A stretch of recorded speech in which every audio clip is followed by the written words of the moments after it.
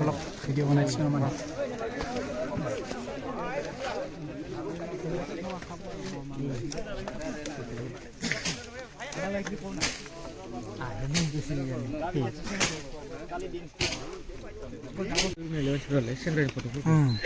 लाखिनांगौ ओंखायनो हिन्दु आदानि फट'खौबो लाखि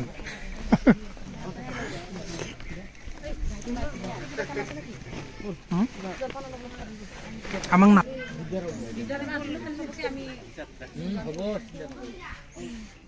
नै सेनिराम सारनि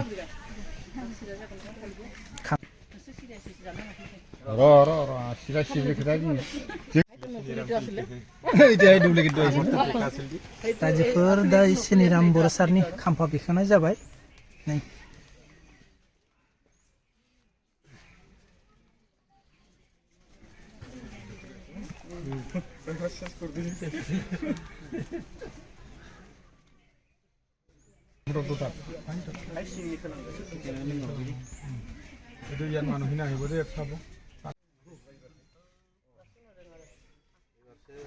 नै जोंनि हिन्दु सारा बिबार बावगासिनो दं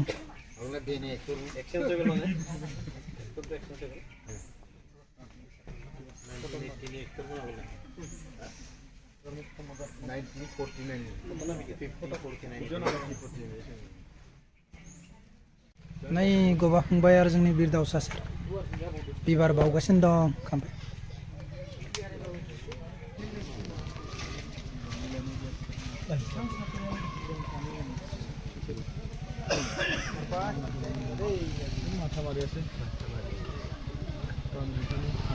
Ini last no.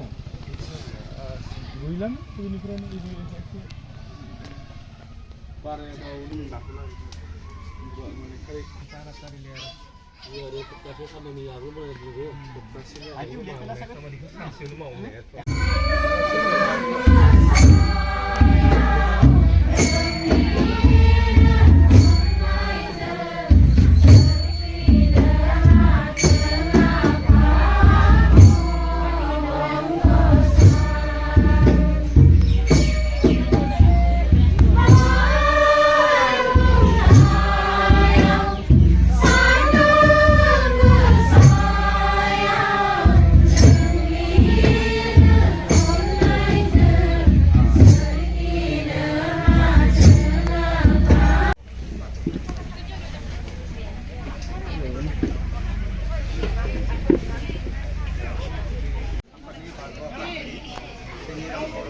Lo mau nama saksi?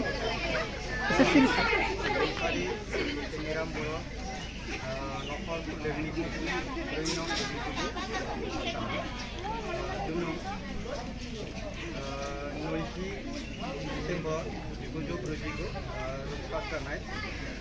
Januari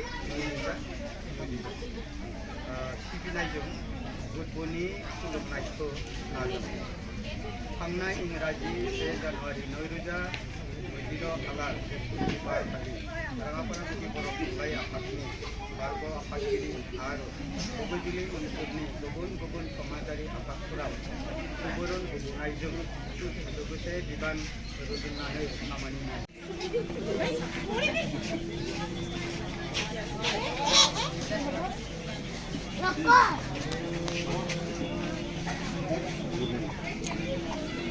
Leji gue campuran.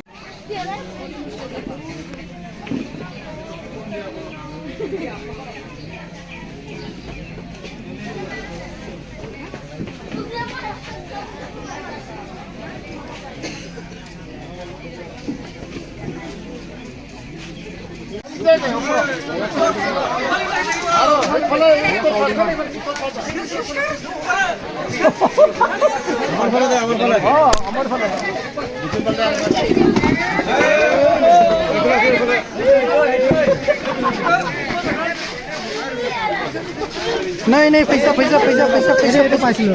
मोटा दे कुमाई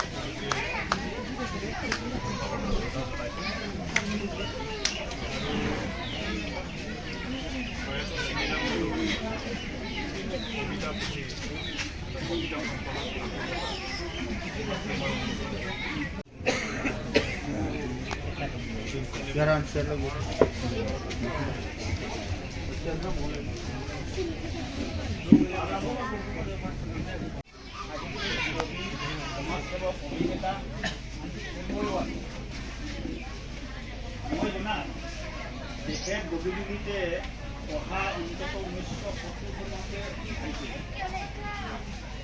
1973 চনত তেতিয়া আমাৰ বগীবিৰি এল পি স্কুলখন তেতিয়া এল পি স্কুল আছিল সেই এল পি স্কুলখনৰ তেখেতৰ যিকেইখন কিতাপ প্ৰকাশ কৰিছে সেই কিতাপখনৰ একেবাৰে শেষৰখন গ্ৰন্থ আকুলতা নামৰ যিখন কবিতা সংকলন সেইখনৰ কাম কৰি থকা সময়তে আমি ডিচেম্বৰত প্ৰকাশ কৰিবলৈ লৈছিলোঁ কিন্তু কিছু কাৰিকৰী বিজুতিৰ কাৰণে আমি প্ৰকাশৰ সময় শেষ সময়ছোৱাত কম্পিউটাৰ প্ৰব্লেম হৈ যোৱাৰ কাৰণে আকৌ কামখিনি দুবাৰকৈ কৰিব লগা হ'ল গতিকে আমি তেখেতে জীৱিত সময়ছোৱাত আজি এই কিতাপখন যদি চুবলৈ পালে তেখেতে অত্যন্ত সুখী হ'লহেঁতেন আৰু ইতিপূৰ্বে 2021 চনৰ পৰা যিকেইখন কিতাপ প্ৰকাশ হৈছে সেই কিতাপকেইখন গোটেইকেইখন আমিয়ে প্ৰকাশ কৰিছোঁ আৰু এই কবিতা পুথিখন আপোনালোকৰ হাতত হয়তো পৰিয়ালে দিব ইয়াতে তেখেতৰ প্ৰকাশিত আটাইকেইখন কবিতা পুথি শেষৰ পৃষ্ঠাটোত ইয়াতে সংলগ্ন কৰি দিয়া হৈছে আটাইকেইখন কবিতা পুথিৰ যিটো বেটুপাত তাতে দিয়া হৈছে এই কিতাপকেইখন হয়তো আপোনালোকৰ হাতত আছে বা আপোনালোকে আগে পঢ়িছে গতিকে তেখেতৰ বিষয় পোৱাৰ লগতে মই কিতাপকেইখনৰ বিষয়ে ক'ব লাগিব যিহেতু কিতাপকেইখনৰ লগত মই জড়িত আৰু আটাইতকৈ দুখৰ কথা ইয়াত উপস্থিত সকলোৰে একেবাৰে শেষত তেখেতক লগ পোৱা ব্যক্তি চাগে মই কাৰণ মই 2021 চনতহে তেখেতক লগ পাইছোঁ আৰু এই চেগতে তেখেতক মোৰ সৈতে চিনাকি কৰাই দিয়া ব্যক্তিজন আমাৰ মাজত আছে মোৰে সৌভাগ্য আমাৰ বগীজুলি এম ভি স্কুলৰ অৱসৰপ্ৰাপ্ত শিক্ষক আমাৰ ৰঞ্জন দাস ছাৰ তেখেতেই মোৰ লগত যোগাযোগ কৰাই দিছিল আৰু এতিয়াও মনত পৰে দিনা তেখেতে যেতিয়া ফোন কৰিছে মই লখিমপুৰত আছিলোঁ মোক সুধিলে কেতিয়া আহিছে দেওবাৰে আহিছে আৰু দেওবাৰে ৰাতিপুৱা 9টা বজাত আহি বালিপাৰাত উপস্থিত হৈছে তেখেত তাতেই মই তেখেতক যেতিয়া প্ৰথম লগ পাইছোঁ তেতিয়াই মই গম পাইছোঁ তেখেতে সময়ৰ কিমান মানে সময়ৰ প্ৰতি দায়িত্বশীল আছিল 9টা বজাত বুলি কৈছে 9টাতে আহি পাইছে তাৰ পাছতো শেষলৈ তেখেতৰ স্বাস্থ্য অৱনতি ঘটি আহিব ধৰিলে ইয়াৰ পৰা বালিপৰালৈকে চাইকেল লৈ যায় আমি গম পাওঁ যে ইমান দূৰ আপুনি কিয় চাইকেল লৈ আহিব লাগে কিন্তু তেখেতৰ যি মানে গ্ৰন্থ বা কিতাপ বা সাহিত্যৰ প্ৰতি যি হাবিয়াস আছিল সেই হাবিয়াসে তেখেতৰ কষ্টখিনি খুব কমাই আনিছিল আৰু এজন সাহিত্যিক হিচাপে তেখেত যিমান সফল আজি আমি দেখিছোঁ যে এজন ব্যক্তি হিচাপে তাতকৈ তেখেত বেছি সফল কাৰণ ইয়াতে আজি আমাৰ ইমান ৰাইজ গোট খাইছে তেখেতৰ অনুগামী হওক তেখেতৰ বন্ধু তেখেতৰ অগ্ৰজ তেখেতৰ ছাত্ৰ ছাত্ৰী সকলো আহিছে আমি হয়তো ইজনে সিজনক চিনি নাপাওঁ কিন্তু তেওঁ এটা ইমান ডাঙৰ অনুষ্ঠানৰ দৰে আছিল যে সকলোৱে তেখেতৰ লগত জড়িত হৈ আছিল কিমান মানুহৰ লগত তেখেত জড়িত হৈছিল আমি আজি তেখেতৰ ইয়াতে চালে আমি গম পাওঁ আৰু এই দিশখিনি আচলতে আমি নতুন প্ৰজন্মই বা উঠি অহা প্ৰজন্মই তেখেতৰ